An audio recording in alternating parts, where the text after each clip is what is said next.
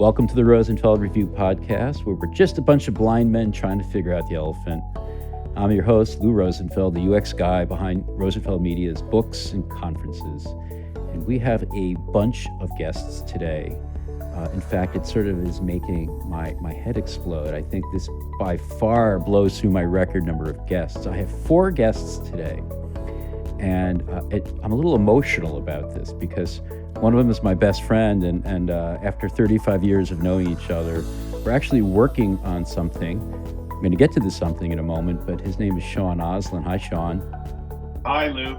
Sean is someone who has spent a lot of time in health administration, but is now pivoting to data science. He's studying at Covert up in San Antonio. And the data science part is especially important. We're going to get to that in a moment.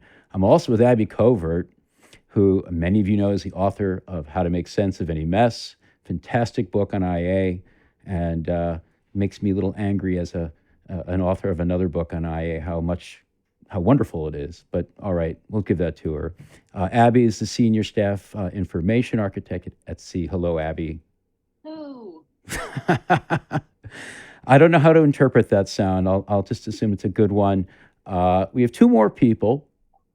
They're both UX researchers at ZS Associates, Rocio, Werner, and Patricia, Thommi. Hi. Hi. They're talking to us from Evanston, Illinois, and Abby's in Melbourne, Florida, Sean in Santa Fe, Texas, and I'm talking to you from Brooklyn, New York. We are part of a team that is working on a substantial amount of research about researchers. And let me give you the background here. If you know anything about people doing research, whether they're user experience researchers or have HCI backgrounds, or they're customer experience researchers, or they are people coming from data science, all these people interested in how users and customers interact with products and services. There's more and more of them, and they come from many, many different backgrounds, and all those tribal boundaries seem to be blurring, and they seem to have won the battle of getting at least something of a seat at the table in large organizations. And there's many people doing research now who don't even know what those tribes are. They don't even know the job titles, and yet they're researchers. They don't call themselves researchers, but that's what they're doing. So there's a lot of interesting things happening in the world of research. And I'm in the conference business. If you didn't know, Rosenfeld Media puts on 2 conferences, Enterprise Experience and the Design Ops Summit.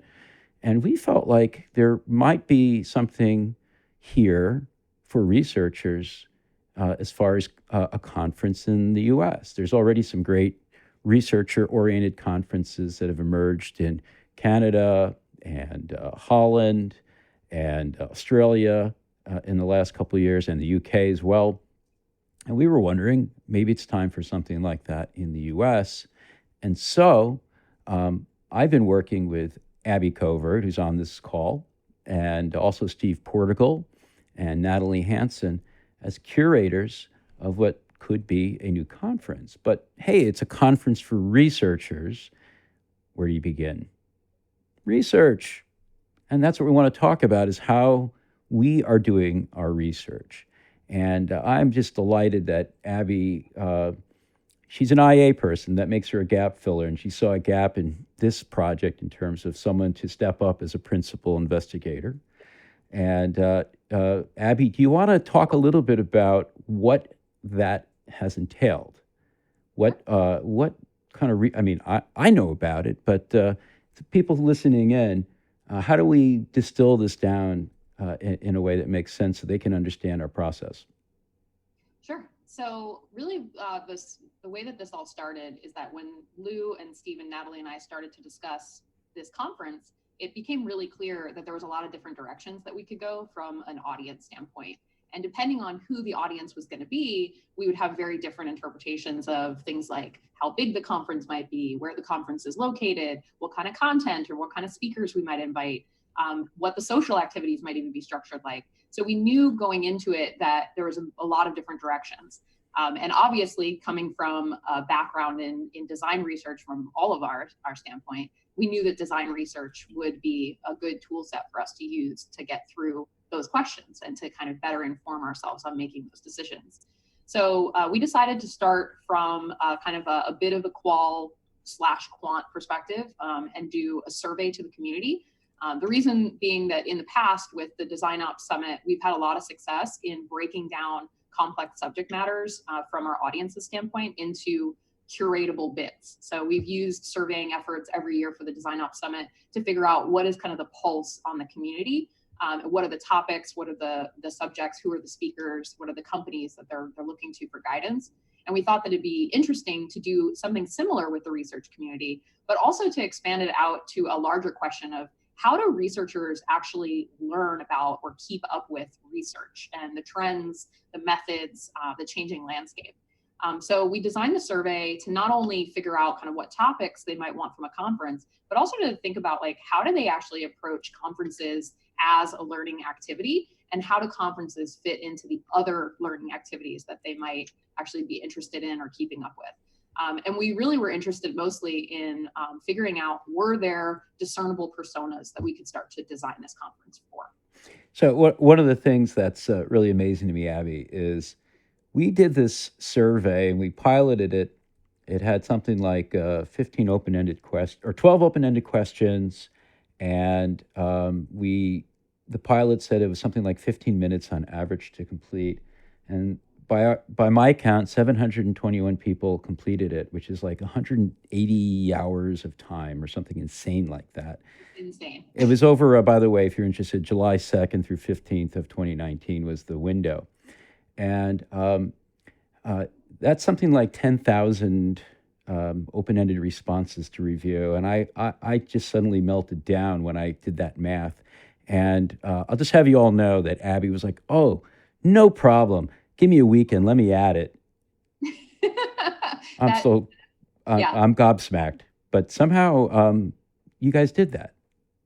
Yeah, so I mean, honestly, when based on our past experience of sending out surveys to communities, basically trying to figure out what to make a conference about, we were expecting a much lower number of respondents. I think somewhere in the realm of like less than 200 was what we had gotten in prior years for Design Ops. So that was initially what we had anticipated. And we could have made some really interesting findings off of 200 responses, and that would have been a totally different approach. And that probably could be something that I would do on my own and report back to the team. But when we saw the sheer number of responses that did come through, Lou did have a meltdown. That is a well-documented meltdown via email. So that was great.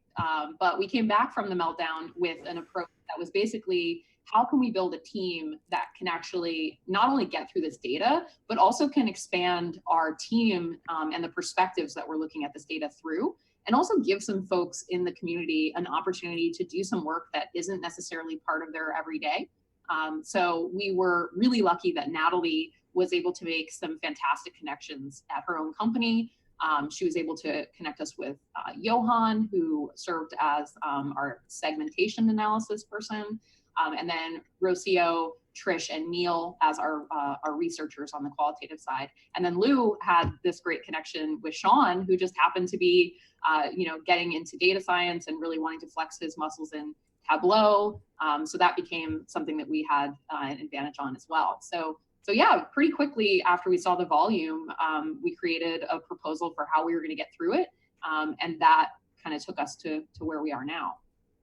So, Sean, you were very nice to jump in, and this seems to align very well with some of the work you're doing at CodeUp right now. You introduced me to Tableau in this process as a storytelling tool for data nerds like yourself. Right. How is that? Like, what, we're actually putting the data out there on Tableau for people to access. What's that going to be like for someone getting at it? And what did you have to do to get the data massaged into Tableau?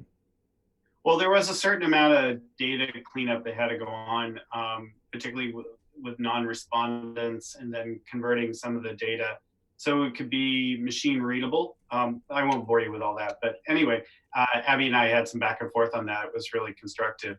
And but then it's really trying to look at it from the user perspective. And I'll tell you, that was very intimidating for me because I'm not a UX person, and suddenly I'm having to answer to UX people, and I'm like, oh crap, it's like, it's better be good.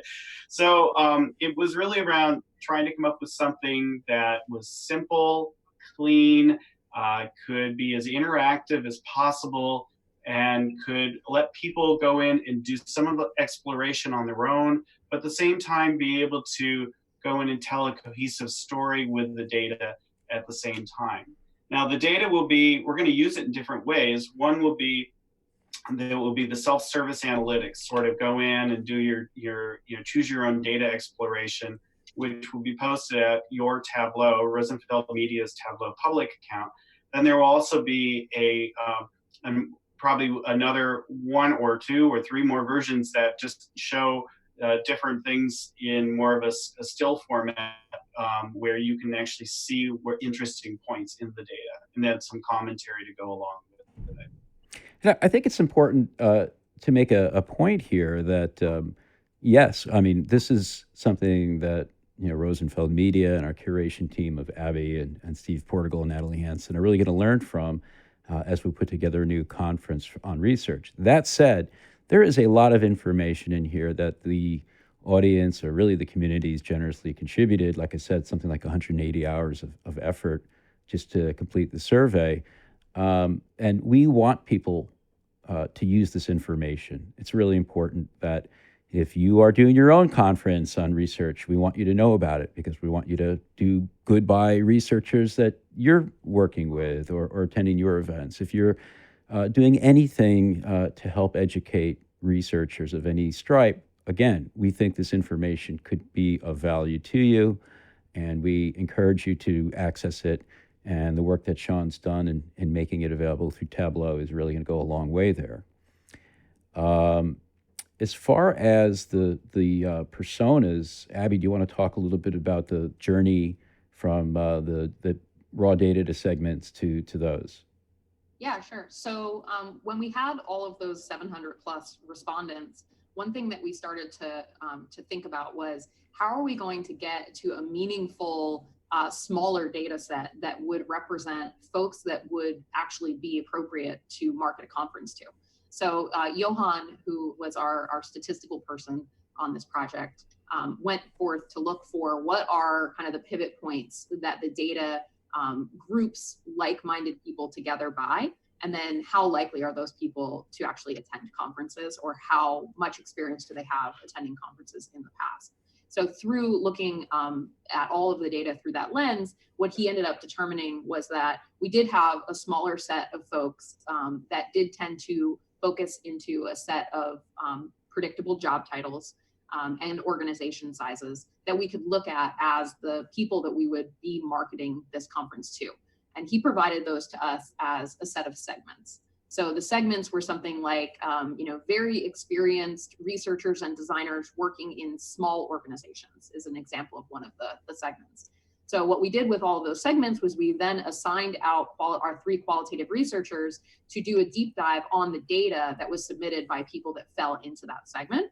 And we started to look at what those folks were responding to the other more qualitative questions as inputs for writing up personas. So each researcher was given a set of segments, and then their job was to analyze the data and figure out, are these emerging as 1 persona, 2 personas, 3 personas, and then present that work back to the group. We then put together a persona template, so they would all be kind of aligning in the same data points and pulling out the same types of information across all the different personas.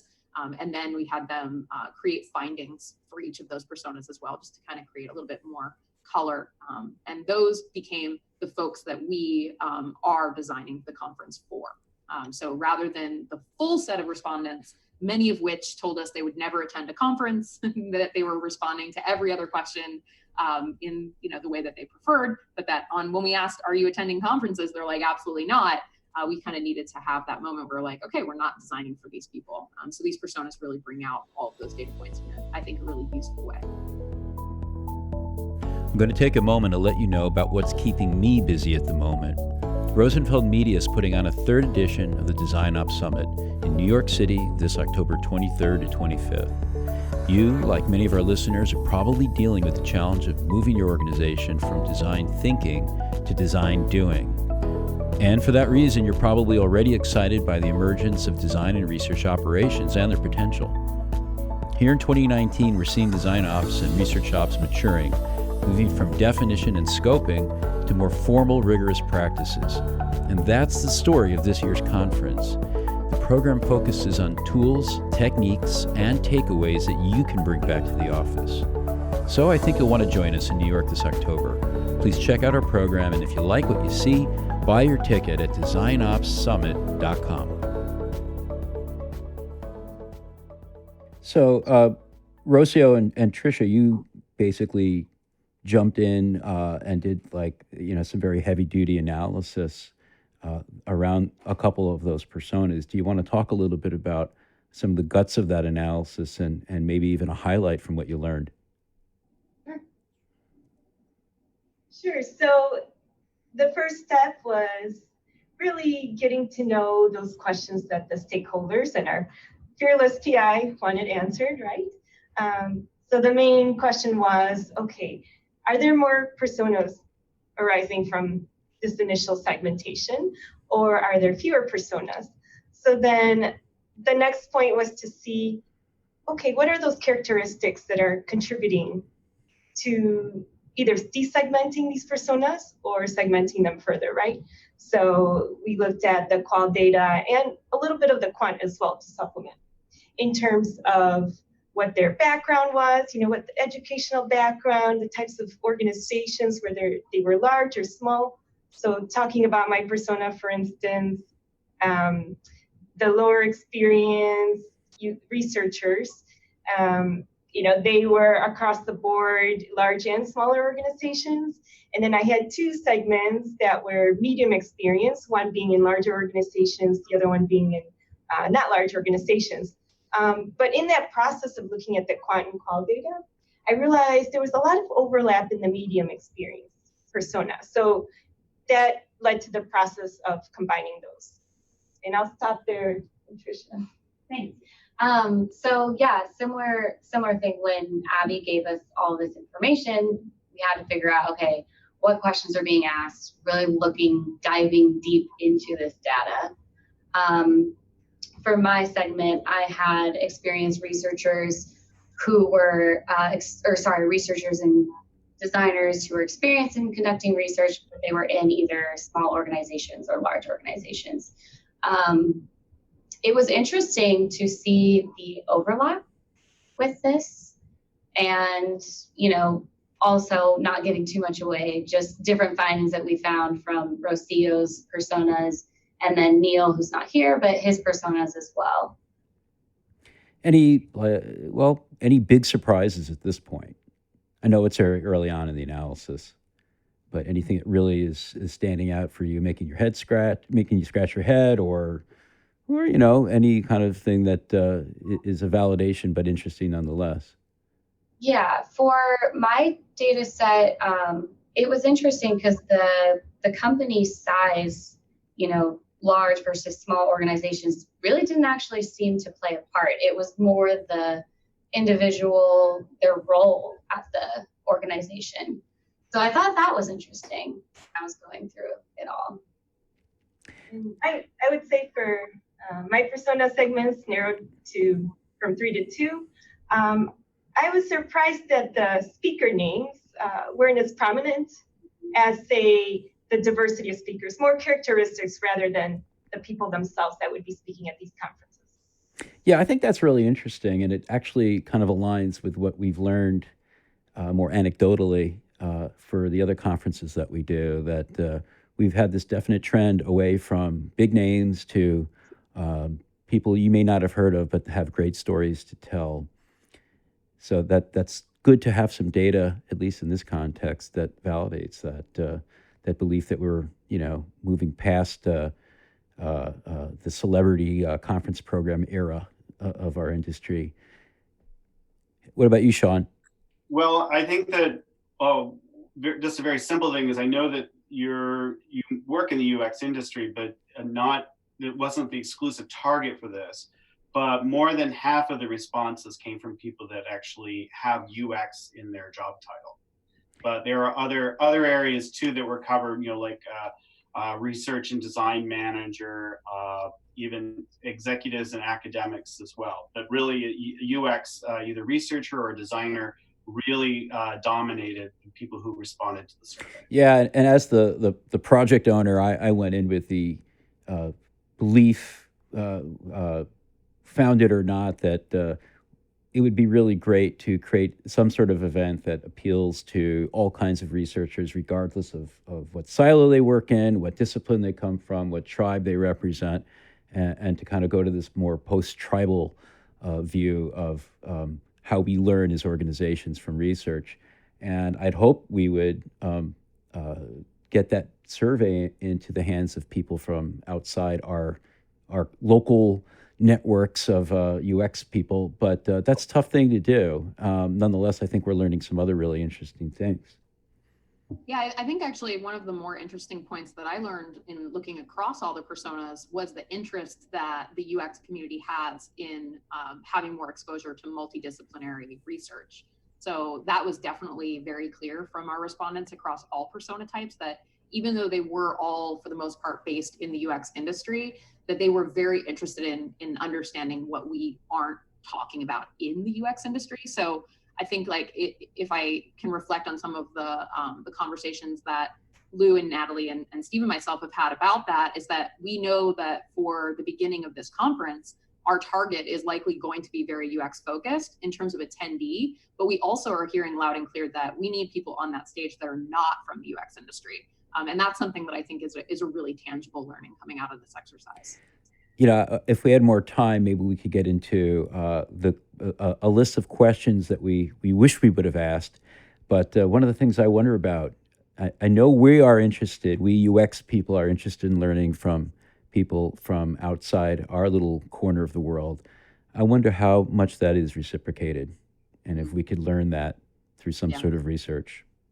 Yeah, and I mean, I think your point about understanding our bubble is a really important one too, because when you think about marketing an event, you are going to be bound by who you have the access to market to.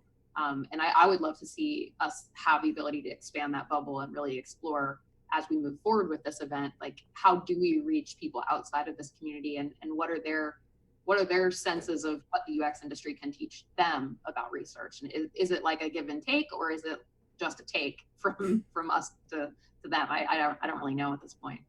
Yeah, I don't think any of us really do. And I think it's important to maybe throw it out there to the people listening. And, if you know someone that is doing some kind of research or investigation, but feels like they're somewhere else, and they, like, they're not quite clear on why the kind of research you do is meaningful to them, maybe use a survey and even a podcast like this as a kind of common conversation piece.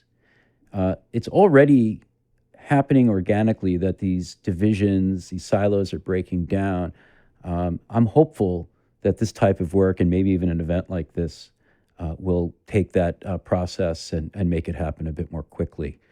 And we did have respondents outside of UX that are worth noting. I mean, we didn't have them in the size range that you would see as comparable to the UX audience, but we had ethnographers write in, we had data scientists write in, we had market researchers write in, we had academic researchers write in. So we did get response from those folks. We just didn't get response at a volume that we could really make any prioritization about.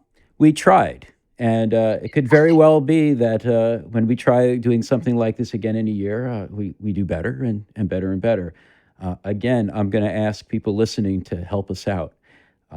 And actually, if you are listening and it is before September 19th, 2019, we are making a presentation which will be recorded and available as a video about our findings on September 19th at 11 a.m. Eastern at the Advancing Research Community, which Rosenfeld Media facilitates.